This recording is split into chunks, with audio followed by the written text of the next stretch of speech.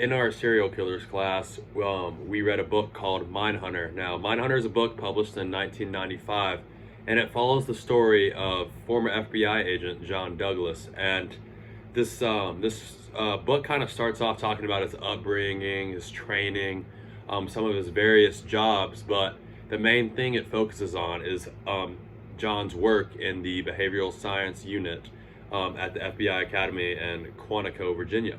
Now, kind of throughout this book, Douglas kind of highlights various cases he worked on, the serial killers that he studied, and just kind of how he kept developing this behavioral profiling that he was so renowned for.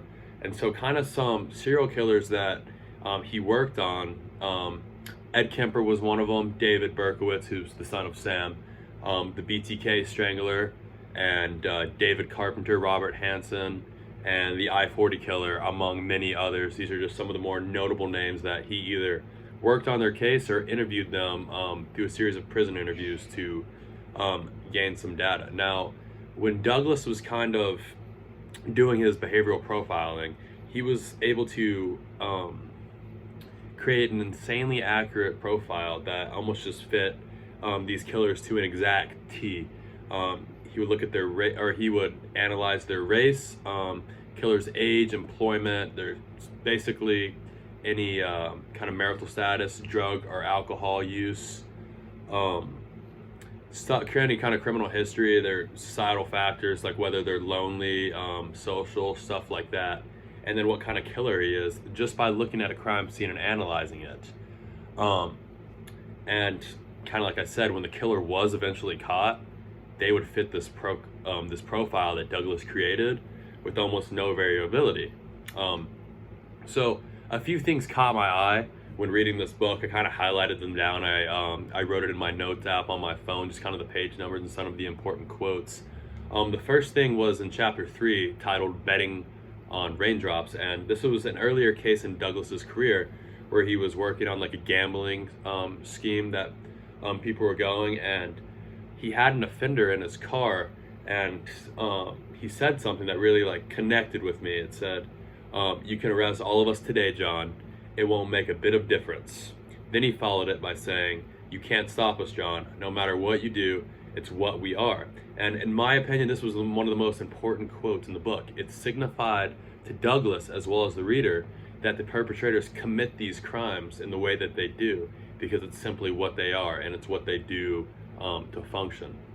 So the second part that stood out was in chapter 10, titled "Everyone Has a Rock." Now in this chapter, Douglas staged an interrogation room to kind of pull at the offender's emotions, and he angled a rock, among many other things. He angled a rock at an angle that he knew the offender would immediately look at it, and I mean, because obviously he used this rock to kill a young girl, and ended up working out. This guy ended up kind of freaking out and kind of like looked over there, caught his attention real fast, and from that day forward, it was basically just a slam dunk case. And the last part that will be mentioned here is just on the second to last page of the book.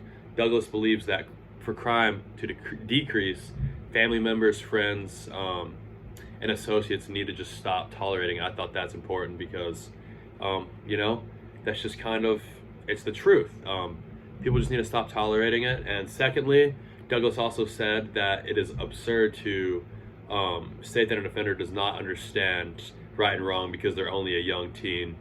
People learn right and wrong from a young age. They need to be held accountable for these actions, and I kind of agree with him on this point. And he also said that love is the best way to get these people from stop killing, just because at a young age they weren't shown this love, they were neglected, stuff like that. And so him doing this and saying that love is the best way, I think that really caught my eye.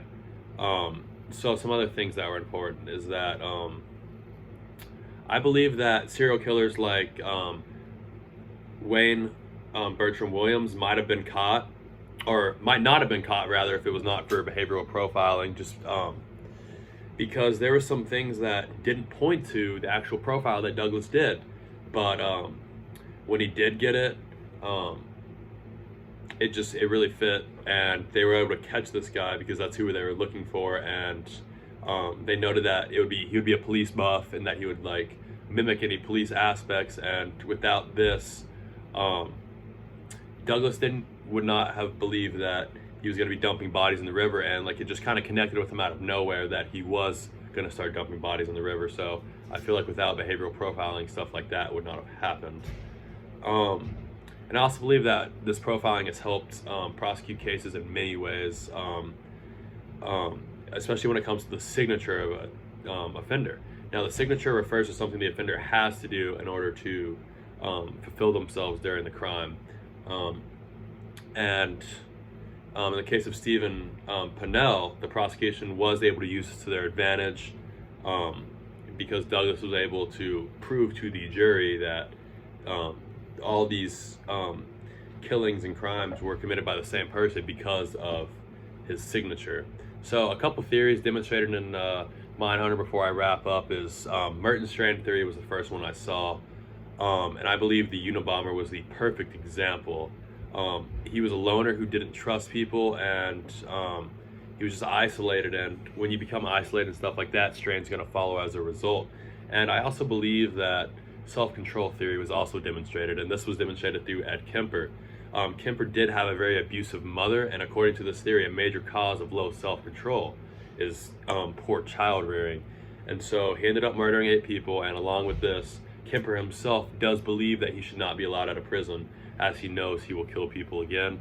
So I believe because of this, self-control theory is pretty evident when looking at Ed Kemper. And yeah, I do really like this book, and I thought that John Douglas made plenty of great points throughout, especially towards the end and in some of the other stuff I was highlighting. But I think it's really eye-opening just to see like an expert's opinion on what really could stop crime, as well as like these serial killers' opinions on, one, why they committed the crime, and 2, like just I don't know what goes on in their mind. So very impactful book, very glad